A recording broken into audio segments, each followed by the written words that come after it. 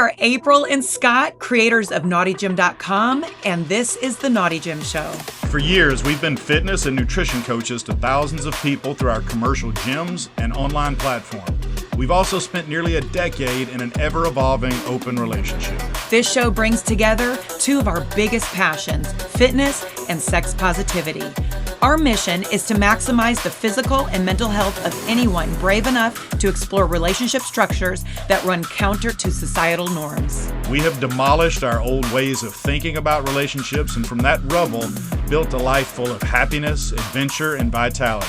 And now we want to help you do the same. So hop on the treadmill, start the show, and let us teach you how to never stop playing. Welcome back to the Naughty Gym Show, soon becoming Aya Society. I am your host, April, and this is my lovely co-host, Scott. Is it gonna be Aya Society Show or Aya Society Podcast? We decided that. We're gonna have to decide that soon, though. Yeah, I wish I was quicker with coming up with your host name, but today has been a big day. I have been packing. We leave for Barcelona tomorrow morning at about 10 a.m. And we have been caregiving for Scott's mom for the last 3 weeks. Yeah, 2.5 weeks. Yeah. And your brother came and picked her up today to keep her while we're gone. And so we've also been cleaning house and doing everything. So I have a little bit of ADD brain right now.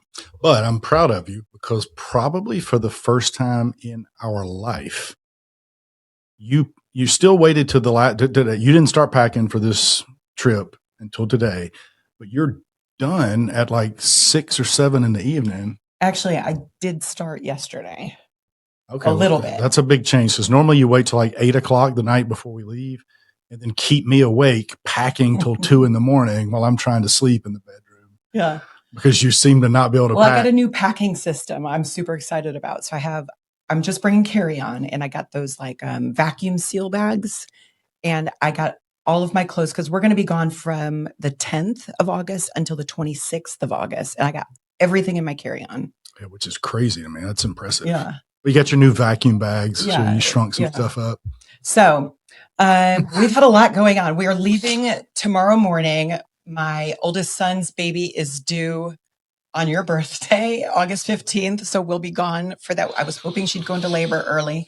And our youngest son is moving into his dorm on August 14th. So we will also miss that, but we have said our goodbyes. They are all prepared. They do not need me here. I just want to be here for that.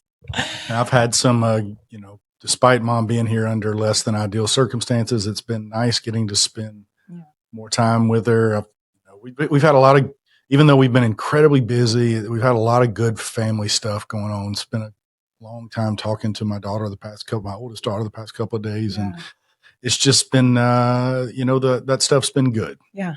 And having your mom live here has really given me a better insight to why you do things the way you do things. Not in a bad way, because your mother I absolutely love her. But you two are very similar in a lot of ways. Yeah. Well, the problem for you is you can perhaps see what is a likely future in store for you and what I'm going to be when I'm 80. And, you need to start making some plans because as long as you're as kind as she is, I don't envy you. Yeah. And she had 2 very elderly dogs here as well. So they are also at your brother's. So that it's been a very quiet afternoon and evening, which has been nice. But we had to get this podcast recorded. So this is a good one. This is one we've been wanting to talk about for a long time. Yeah. Before we get into that though, I do want to talk about something that we have coming up after Barcelona, and that is our book launch weekend. And this is something we are both incredibly excited about. September 4th through the 7th in Minneapolis, Minnesota, our friends Rick and Shannon are hosting book launch weekend for us. It's free for anybody that wants to come. We would love to have anybody from the community there. Even if we haven't met you, you're welcome. There's a link on our website, naughtygym.com, or you can go to isociety.com and it will bring you there. Under the events page, you click on it and you will get an invite to the Telegram, and that's where we have the link for the room block at the hotel, the itinerary. There is a Friday night meet and greet. There is a Saturday pool party. There is Sunday is the big day, the big book launch celebration. You and I will be doing our Declaration of Wild Love. Mm-hmm. Formally, we were calling that the unbinding ceremony, but it's actually going to be called our Declaration of Wild Love. And then a party. And then on Monday, Rick and Shannon have graciously opened their home up to cook breakfast and just kind of have a chill Monday hangout. Well, and one of the things that's gotten us so excited about this, Rick and Shannon really, I think with the help of another friend, I'm not sure if I'm supposed to say that name, but we haven't really had to do a lot with this. And that's great because we haven't had time. And it's so nice to know that we have people out there that are so supportive and willing to help and just do something like this that doesn't really benefit them directly. They're doing this for us. And man, that feels validating and so good to, have that happen. And even there's a local group of people in the lifestyle there that C&D, Couples Next Door is a local group in Minneapolis, and they have a podcast that they interviewed us on. I'm not sure. It's called the Down and Dirty Podcast. Yeah, and I don't think it's out yet, but by the time you hear this, maybe it will be. But they're incredible people too. Yeah, it was so fun, and so they've got a big community. Who knows how many people's going to be at this thing? But I'm so excited about it. Yeah, if you're in the Minneapolis area, definitely check out the Couples Next Door. I think we'll put it in our show notes because we are going to go join them at their Friday night meet and greet in downtown Minneapolis. And one other thing, I don't know if this is appropriate to say. I guess it is. Who cares? One thing I got super excited about that actually didn't pan out is my oldest daughter came to me a few days ago and said, "Hey, I'm really thinking about coming to this book launch thing." Now, my daughters support what we do, but they're still my kids and they don't really ever ask me a lot of questions about it. Cause she's how old? 30? 35. Yeah. She'll be 36 here soon. You don't want to know about your parents' sex life. And even though most of this is not really about sex for us in particular, but it felt really good to know that while she probably knew it was going to be an uncomfortable situation for her, she wanted to come and support it and I was excited about introducing her to our community. Yeah, our community and some of the people that have meant so much to us. And honestly, she would love the community. Nothing sexual about it. She would have a great time. She tried to make it work out, but there was a scheduling conflict that she just couldn't get over. But so September 4th through the 7th, go to our website and you can get all the details there. Like I said, this is free. You just have to pay for your entry into any clubs or bars and stuff that we go to. And then we have in October, and we only have 3 rooms left for this, our El Salvador retreat, October 12th through the 17th. And that is an incredible lifestyle experience. It's more holistic. We do have parties, but the volume at the pool parties are where you can hear conversations. We have sound baths. We have yoga. We have meditation. All of the food is farm to table. It's just an incredible event. And even if it wasn't for the lifestyle or any of those activities you just named, this place is so cool, and different than anything you've ever been to, that just going there to see the resort is totally worth it. And we buy out the whole resort. So it's a full resort takeover. It's a small boutique resort, only 32 rooms. So if you go to our website for that. And then in November, we have our Wild and Wise, our Mancation Mountain, our women's and men's retreat. I co-host that with Catherine from Expansive Connection. Scott hosts that men's retreat on his own, and it's filling up pretty quickly as well. That's November 8th through the 11th in the Smoky Mountains.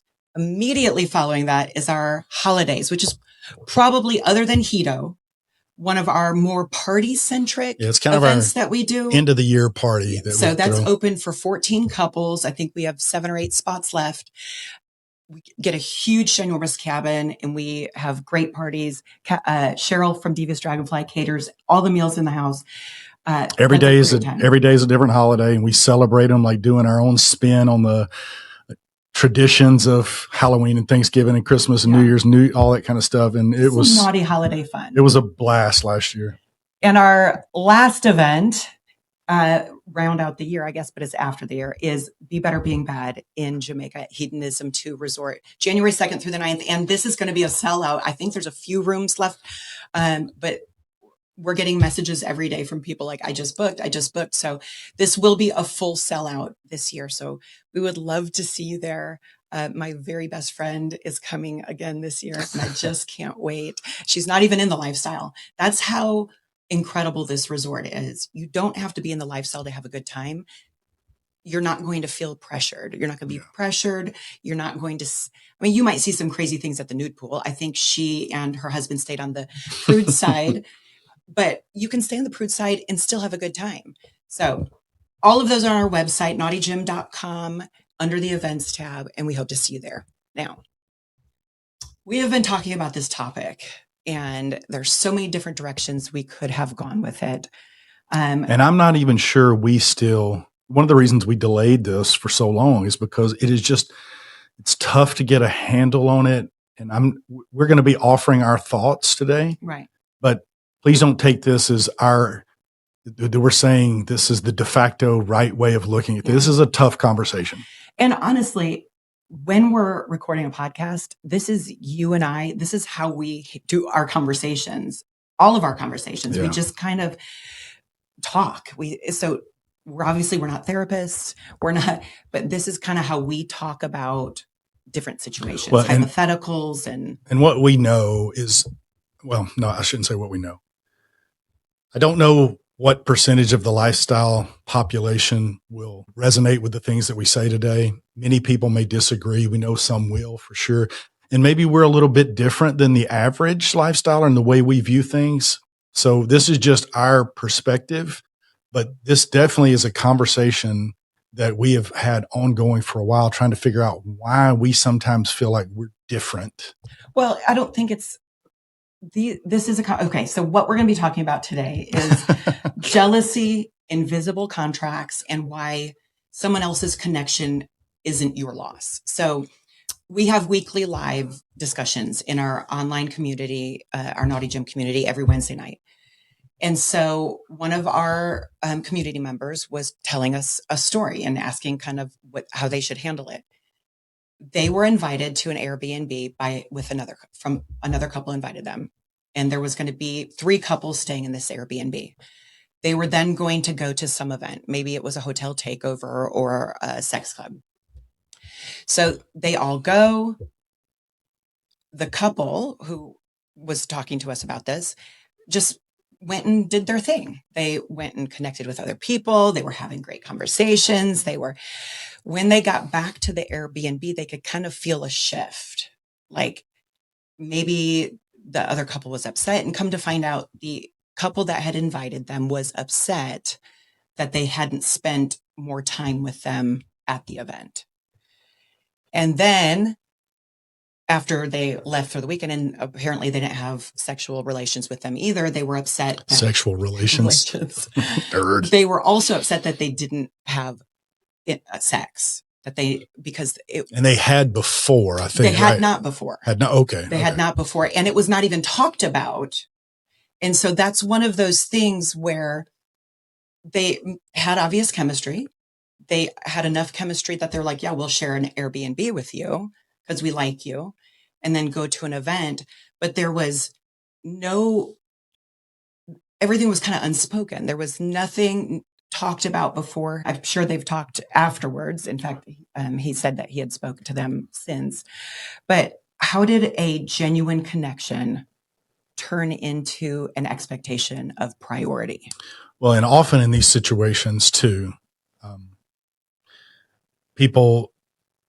one person or couple may feel like another couple or another individual does have some expectations on them, and that other people may not feel like they have any expectations at all. And this is part of what we've been trying to understand with ourselves for so long what it's boiled down to for us is what we realize, and we should have realized this earlier, is that not all of us experience sexual desire the same, even if every part of the equation that leads to us wanting sex is the same. So in other words, well, I don't know that this was necessarily about sexual desire. So the part at the club, right?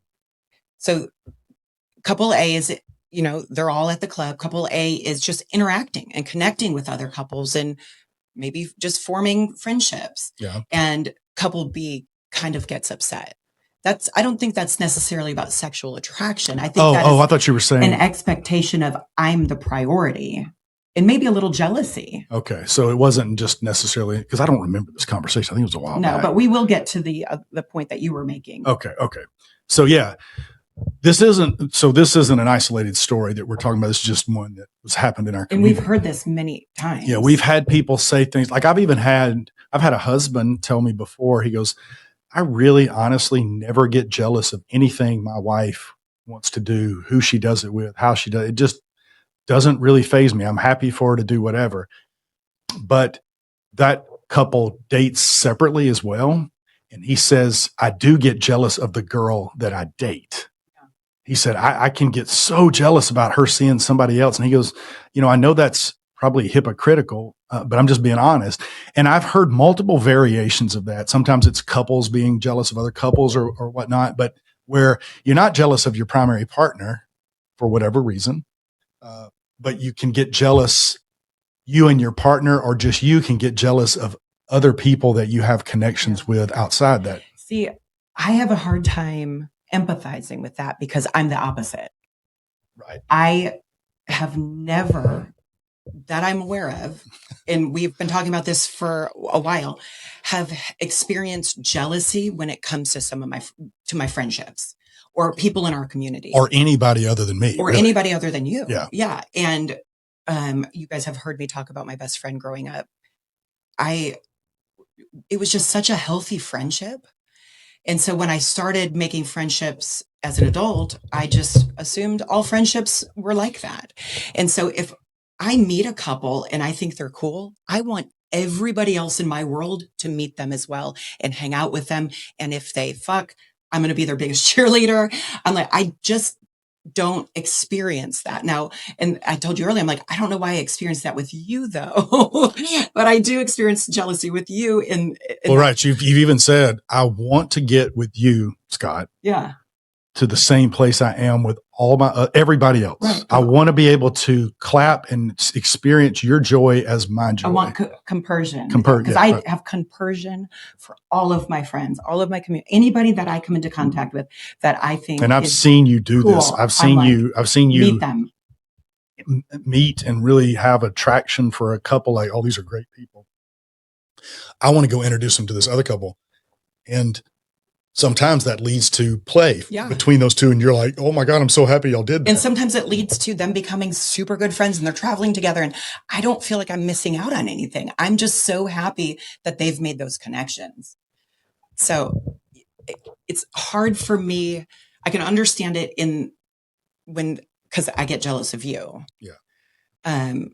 But it's hard for me to understand when a friend gets jealous when their friends meet somebody else or have fun with somebody else or travel with somebody else or have sex with somebody else. Well, and one of the things, and this is part of the title of the episode about these invisible contracts, one of the things that happens, and it's very difficult without really good communication prior to not have this happen, but one couple experiences their non-monogamous journey in a particular way, and another couple doesn't. And I know that we are a little different than a lot of people. Again, I don't know how many. I don't think that's true. You keep saying that. Well, I don't okay. think that's true. We're different than some people. I don't know how many. Everybody is.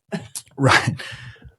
For us, we get excited about the meeting, connecting, flirting, all of that kind of stuff. But the way our sexual desire seems to work, we both seem to be this way, is that doesn't necessary. You put all of those together and the opportunity and all the ingredients are there. I think for some people they go, well, now why would you not want to have sex? Right. And I get that. That's rational. It makes perfect sense. But for some reason for us, it doesn't work that way. Sometimes we're really turned on, really attracted to somebody. We have the opportunity. Everybody's feeling the same way. And it's not that we sit there and go, but I can't imagine having sex with this person. It's just, not part of it. We're happy right where it's at in that moment, Right. and our brain doesn't think about it. And this is like us. And that's that it never goes to sex. Right. Sometimes it just is organic. And it's that, I think it's safe to say, me and you are kind of that way in our private relationship. I know some people that are in the lifestyle that'll tell us that they and their partner have sex almost every day. And some of those days, maybe multiple times in a day. We were a little more like that, but we've never been that, except maybe for the first 6 months or something. We have sex right when we want to. Neither one of us, we don't have mismatched desires. Right. But I don't think we have sex as frequently as a lot of people in the lifestyle seem to suggest they do. I don't know. I don't ask people how often they have sex with their partners because I don't care really if they're happy. Well, I'm nosy, so I do sometimes. But back to the invisible contracts, that's something that isn't spoken, right? And so it's what did we actually agree to and what did I assume because of how connected we are? Right. And so jealousy can expose those assumptions that we didn't even realize that we made. So things like, nobody said we're spending the evening together. Nobody said we're playing together tonight, or you should prioritize us, spend more time with us. If somebody catches your attention, come check with us. Except one couple felt that. They behaved as if that agreement had been made.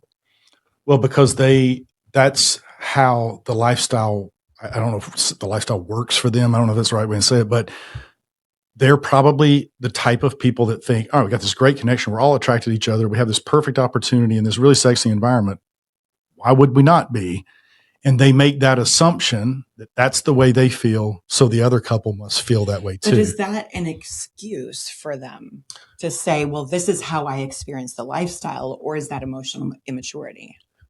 No, I don't think I don't think that feeling that way is an emotional immaturity. Oh, no, it's okay to feel disappointed. No. I'm talking about to have that desire for, this plus this plus this plus this means I'm ready to have sex. Right. That's perfectly rational and understandable. Yes. And I know tons of people who are that way. And honestly, we've said before, we wished we were that way. Right. No, what I'm saying is to have those assumptions and then act on those as if someone else has done wrong. Well, right. What's important for everybody to know is that not everybody works the same way. Right. And the problem it's not a problem that you feel the way you feel and they feel the way they feel. The problem is when you don't either recognize that other people approach the stuff differently, or you get upset because you expected them to behave in the same way you do.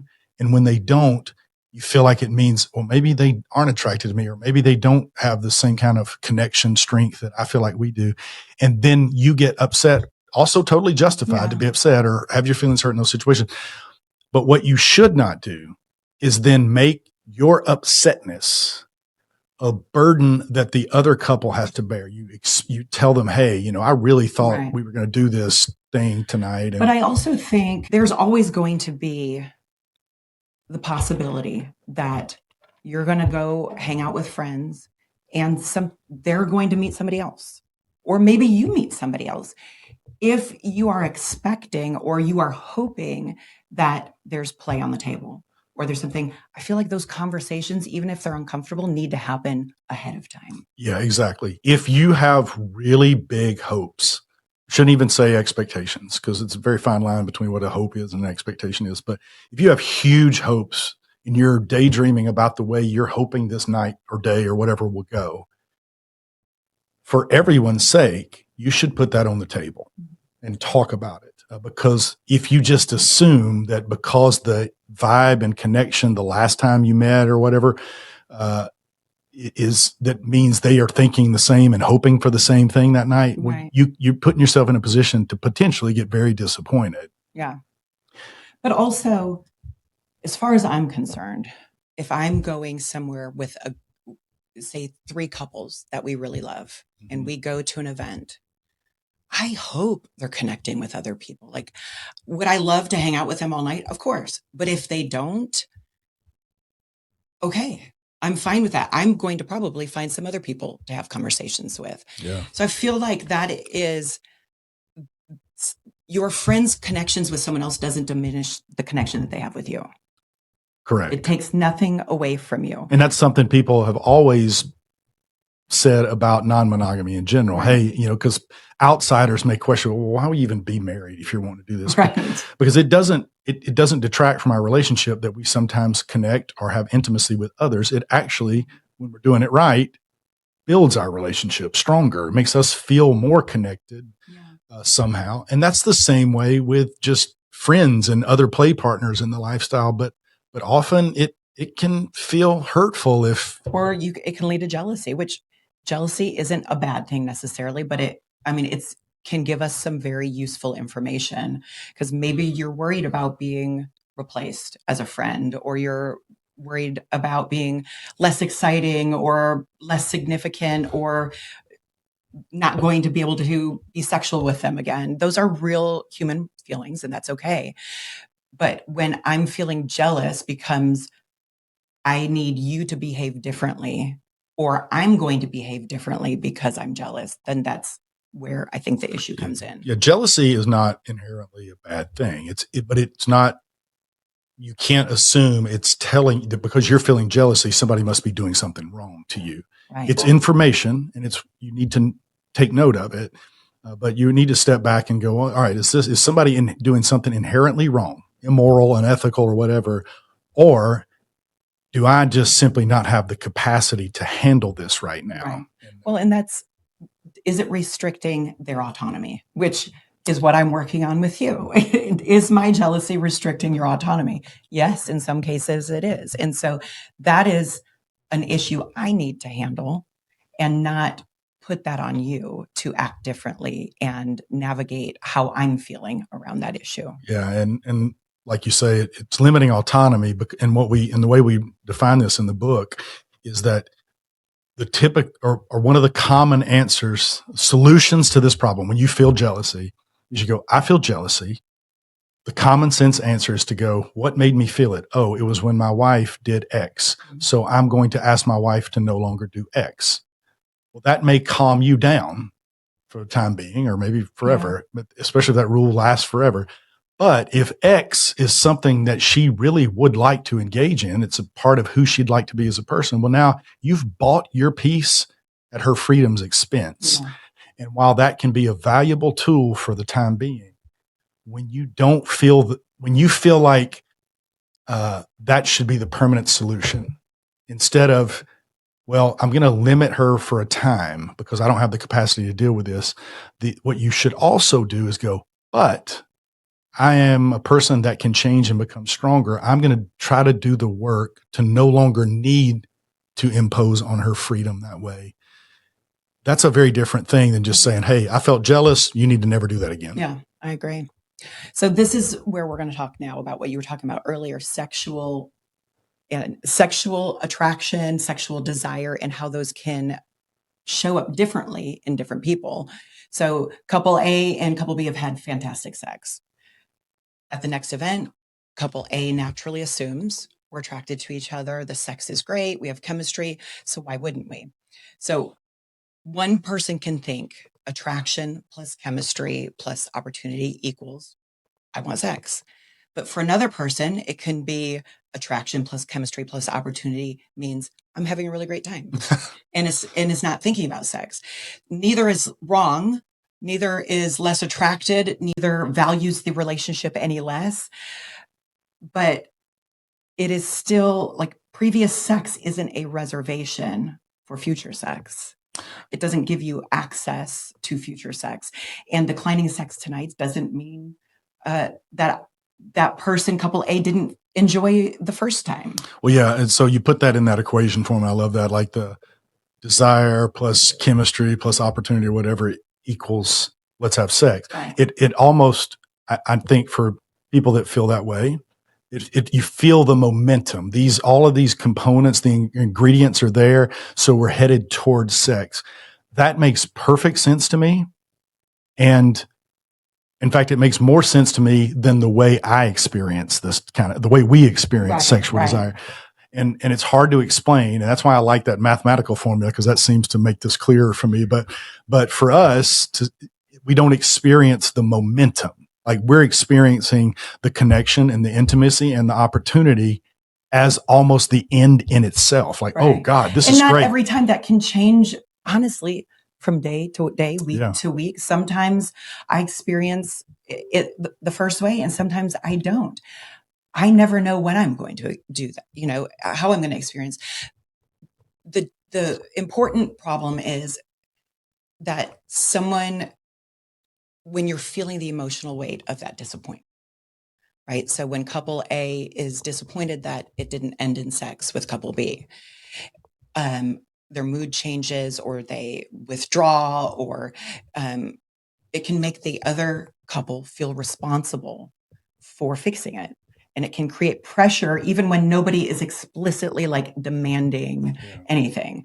And so, because you almost feel like you did something wrong. Right. And in those situations, it's very difficult to explain it because the first equation, this plus this plus this leads to sex, just makes the most sense to me. Right. Even though it's not me. Right. It's hard to explain. Well, I don't know why I didn't want to have sex tonight, but I was just having a good time doing what we're doing. I still think you're beautiful or sexy or hot. And that's just a tough, because when somebody experiences as momentum towards sex, the way we experience it just doesn't make sense. Well, and I can tell you when in relation to consent, in my past, before I put that 1 year pause on play, this point right here is a reason that I was saying yes more than I should to have sex with other couples or with people that I really it wasn't a hell yes, because I didn't want to feel the weight of their disappointment. That felt like it was my responsibility. And I could feel sometimes a shift in their mood or a shift in the way they treated me. And so it was just easier for me to say yes than to say no and have to navigate and be responsible for their disappointment. Isn't that crazy? And for anybody that's new to non-monogamy or considering non-monogamy, thinking, no way I would ever fall for that. I would never have sex with somebody I don't want to. It is so easy to let it happen. And it's crazy that you can say yes to sex you don't really want in the moment just because you don't want to hurt somebody's feelings or you're trying to avoid any emotional fallout that you may experience from telling them no. Well, and it's we've had uncommon. Lots of private conversations with people around this subject on how to navigate it. And it's not easy. It's not easy to have uncomfortable conversations. But if you're going to be in the non-monogamous space, you have to get comfortable having uncomfortable conversations with people because it's easier. It will be easier in the long run to be transparent and open with what your hopes are, what they're not, with disappointing people and being okay with that.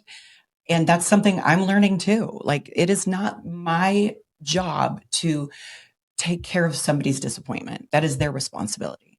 It's my job to handle it with kindness. But you don't always, and you've gotten a lot better at this, but you used to struggle with, like, I've never felt a bit of, I've never felt bad. I love to make out with people. Yeah. And I'll make out with a lot of people and I'm not feeling like, hey, I want this to go to the playroom necessarily. You starting out, for sure, we're always said that if I'm making out with somebody, it's because I want to fuck them. That can be very confusing. And well, so here, let me tell you this, because I told you, I don't think you make women feel your disappointment or expectations, because you like to make out with all kinds of women. And you always say, I will make out with someone just because it's exciting in the moment. And, there's a chemistry or whatever. I'm not making out with somebody. Just because I'm making out with somebody doesn't necessarily mean I'm going to have sex with them. In fact, 99% of the time you're not. You're just making out with them. Yeah. So I think for me, what I have experienced is when I make out with somebody or have made out with somebody, and then it doesn't lead to the bedroom, I feel that shift in their emotions. Women aren't seeing that in you. They can make out with you. You're a safe place. You're a safe man to be around because you don't even have a hope. You're just in the moment. You're being present. You're in your body. You're being present with the person. Yeah, but how do they know that? Because if they were to ask you to go to the playroom and you said, or you asked them and they said no, your emotions don't change. Like, Well, no. I don't even feel like that. If you're like, you want to have sex tonight, and I say no, I feel no shift in your energy. You're respectful and you're kind. Yeah, but that's well, I'm it's talking not about being respectful and kind. It's about yeah, but I'm talking about prior to that, because like you say, I feel safe, and I hope that's true. I don't know why it would be, but I'll take your word for it. But how does a woman sense that she can, if this is true, can make out with me without me? Are you saying they feel safe because somehow they sense that they can make out with me and I won't be pressuring them to then go have sex? Is that what you're saying? I think they don't feel pressure from you. Yeah. Yeah, but I don't know why. I think it's just how you handle yourself in situations, how you engage with people, how you have told everybody that you'll make out with them and not have sex with them. Maybe they're just not. And that's the thing. That's why this was a hard podcast to put together, because we've been talking about this for days. What is it? But I also, if I love making out too. I love kissing men.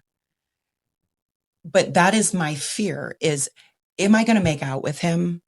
And then if he wants to play, am I going to have to manage his mood swing? Oh, that was what I forgot a minute ago. I was talking. Is he going to withdraw? You've always worried about that ever since we've been in the lifestyle. And I have never worried about that for whatever reason. I've never felt responsible if somebody it's not fair to say misinterpret. Right. It's very reasonable if somebody makes out with you and you're having a great chemistry and the kiss is great, to think, oh God, I hope this turns into sex. That's completely reasonable.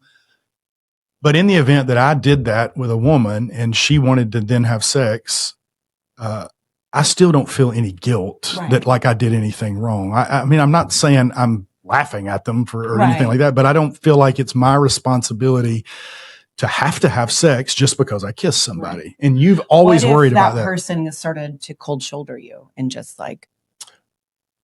Well, I mean, I don't want that to happen, but. Would you feel bad about that? I wouldn't feel bad in the sense that I would feel like I did something wrong. But I don't like anything that I do to hurt anybody or make somebody upset. Right. But no, it wouldn't be something that I would dwell on or that would bother me real bad. I think you should give a master class on. Well, I don't know what I do, so I can't teach what I can't identify. I don't know what it is about me. Assuming you're right, that I feel like a safe space to most women or something.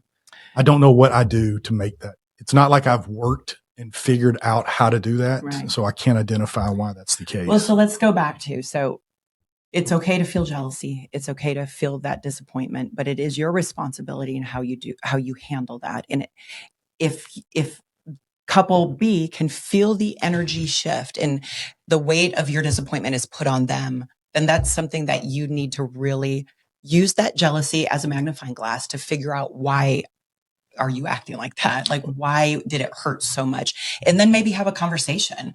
I mean, couple A and couple B in an Airbnb, you're staying together, you're going to events together. And maybe you've had sex tons of times and it's always been great. But you both apparently had different assumptions. And so you're operating under two completely different contracts, invisible contracts. But you don't know it. Right. And so, we spent a lot of time on our podcast and in Non-Monogamy talking about agreements and with couples and rules and all of this stuff. But we don't talk about that between couples and friends in the lifestyle as much. Or talk about it. We always talk about it in reference to, usually right before sex, like, oh, we're going to play. Well, let's discuss our rules. But you're right. You should have these kinds of conversations before you spend significant time. Like, maybe before traveling, maybe before going to, Airbnb and staying somewhere, have that conversation. Like, are we all comfortable splitting up? Are we going to play tonight? Are you guys wanting to do that? If one couple meets another couple, is it okay if we go play with them?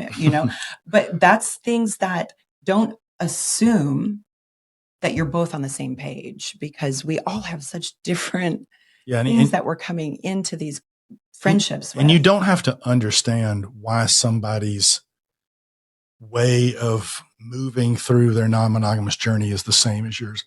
it's just, you just have to know that people are different. Yeah. Even if it doesn't make sense to you, because I don't think the way we do it makes a lot of rational sense to my brain, but I know how I feel, and I do strongly protect my boundaries and my yeses and my nos. So I can completely understand when, maybe if I've made out with somebody and it's been a great kiss or something, if they thought that was a preamble to something else, that makes total sense. And I wish often that I was that way. Yeah. But I don't know why we're not. Well, that's okay. I mean, yeah, I don't feel bad about it. I Sometimes just wish we feel like we are some oddballs out, but we're not. Like, we're not bad swingers. We're not bad at the lifestyle. Well, I'm not saying that. Everybody does the lifestyle completely different, and we do what feels comfortable for us. But it's also, that's why we're having this conversation, because I don't mind having uncomfortable conversations, but I think it is necessary, if you value the friendships, that you have these conversations ahead of time. If you know that you have a propensity to get triggered or jealous, or you're thinking like, this is going to make me less special, I don't feel like I need those conversations often, because I don't care what my friends do. I hope I will bring somebody to you to have sex with you. Like, I want you to meet all of the people, and have as many people in your life as you possibly can. Do you think that's a compersion issue? I mean, that's compersion, right? Yeah. And again, that's why, and we put that as the fifth pillar in wild love theory, because we do think, while maybe you can navigate non-monogamy without a high degree of compersion for your partner, but if you have it, though, it certainly makes things so much easier. Yeah. If you can experience, and again, we've talked about compersion before. It's not the opposite of jealousy. You can actually experience both at the same time. I have many times. Yeah. But whenever, even if I'm experiencing a little bit of jealousy, if I see that smile on your face because you're engaging with somebody other than me, and I have that flutter of jealousy, I've gotten to where the compersion that I've been able to learn outweighs it so much that it makes it much easier for me to deal with that jealousy prior to me developing this compersive capacity. Right. I don't know if compersive is and right. I am at a place where I am choosing intentional compersion, which is not, does not feel natural. And it is almost a neutral feeling.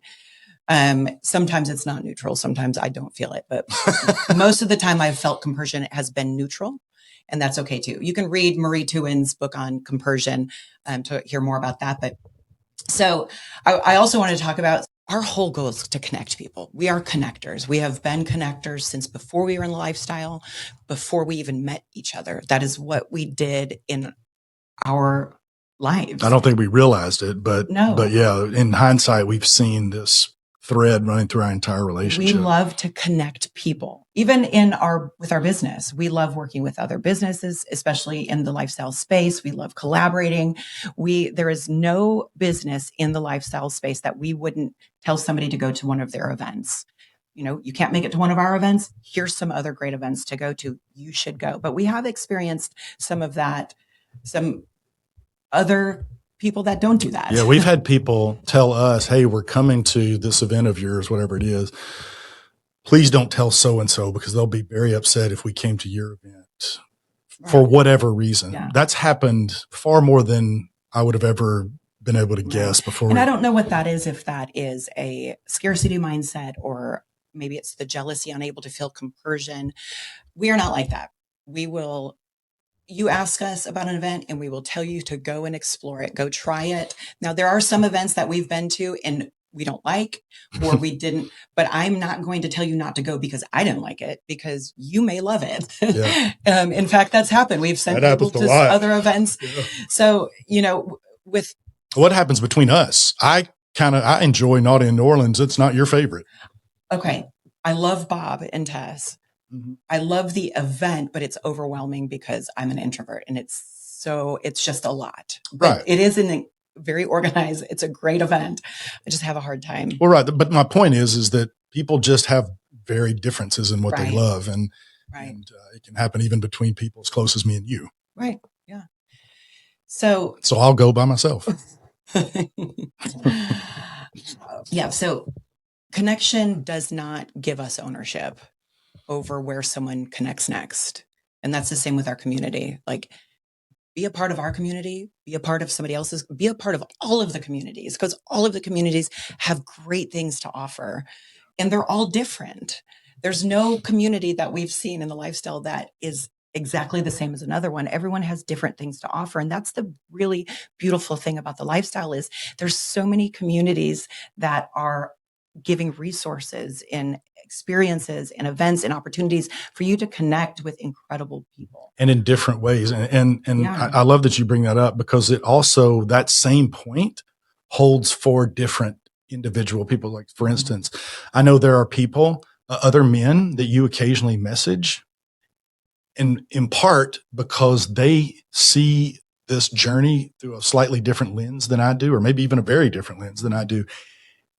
And sometimes you see non-monogamy through a different lens than I do. And it's hard for me and you, or it's hard for me to maybe understand it, Right. or harder for me to understand it than it would be for that other person. And then you get to have those private conversations and maybe get a little more understanding and insight from them, because they can relate to you better than I can. Yeah. And that's a beautiful thing if you can get to the point where you are happy for your person to receive stuff from others, Your person or your friends or whoever it is. Yeah. And I want to go back to something else too. So it's all these styles of the way people move through the non-monogamous world are all valid. I mean, at least, you can be an asshole, but your preference of how you want things to go is completely valid for you. We just all need to understand that not everybody thinks the same way, even about, and where we need to be really careful is when something feels like common sense. So you go, well, I don't understand how they could think this is so obvious to me. Well, there's probably somebody that doesn't feel that way. And if you don't develop the ability to at least understand people being different, then you're going to feel unsafe, or, in other words, if I can't trust that I can be myself around you without feeling the judgment, even if you have some judgment, then, I'm going to change the way I behave around you. And sometimes that can be a self-fulfilling prophecy. You worry because somebody isn't acting around you the way you think they should.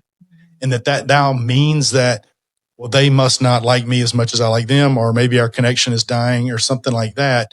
Well, then they're going to feel that mood shift potentially and probably start pulling away a little bit. And then you're going to think that's validation that you were correct. Yeah. And so it sort of feeds on itself. And it's why it's so important to develop the capacity to even if you can't agree with the way somebody does a thing, at least understand that there are different people, and just be happy for somebody. Well, you don't have to eliminate that disappointment or jealousy. But noticing that invisible contract, notice it, ask whether anyone actually agreed to it other than you, and then communicate before assuming anything. That's the big one.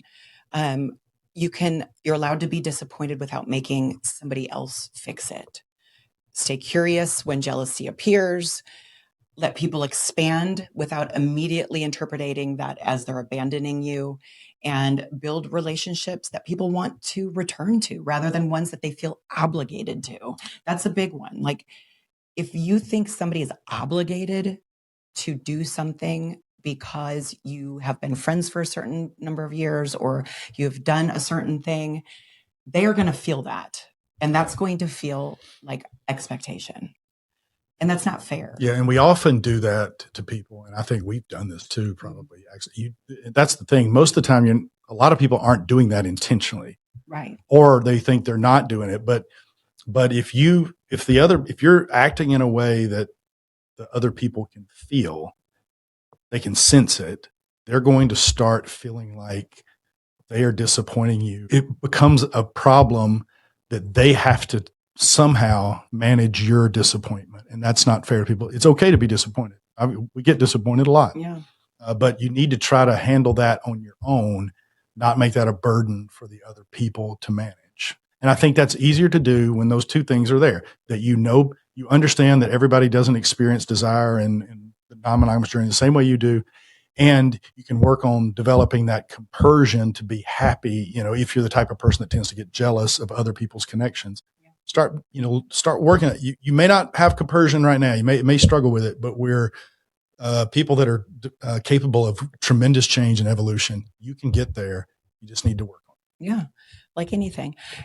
We're going to close, but I just want to say the connections and the friendships have been the most important thing to me in the lifestyle, in our non-monogamous journey. Second to my relationship with you. That didn't even register. But be open to connections and be open, cheer your friends on, listen to their stories, introduce them to the people that you like, travel with them, do all of those things, and your world will get more expansive. Your cup will be more full. You'll have more love. You'll have more support. And it feels good to have a community of people around you who may not do non-monogamy all the same way, but can still hang out and travel. I mean, we're getting ready to go to Barcelona with 14 couples. Mm-hmm. I would venture to say every one of them probably does non-monogamy different than the other. And we can have a great week traveling and exploring Barcelona and getting to know each other and laughing and playing and have a good time. And I guarantee some of those people are going to leave Barcelona with new best friends. Yeah, and I'm looking forward to the book launch in Minnesota because this other community that isn't a part of the Naughty Gym community, some of them are going to be there as well. And it'll be fun to see, all right, how does this Minnesota group do the lifestyle differently? And I'm looking forward to that. The community leaders are fantastic people. We've had chats. I don't know if we're allowed to say their actual names. But, we better not. But it's Couples Next Door. And they're really great people. And I'm excited to see their community and how they do things and have conversations with them because that's how we expand. That's how we get more people educated. So do you have any final words? So we're about to switch over to our Patreon account. That's where we talk a little bit more personal stuff that we've always hesitated a bit to talk about on the Patreon.com/Naughty Gym. Yeah. And I'm going to she doesn't know this, but she's about to find out. I'm going to try to figure out what it takes to get April in bed, solve this equation. What it takes to get me in the sack. Yeah. To get April in bed. And because it's a hard question for me to answer even myself. Yeah. Well, yeah. I guess we'll all figure it out on the Patreon, patreon.com/Naughty Gym. And for the rest of you, remember to never stop playing.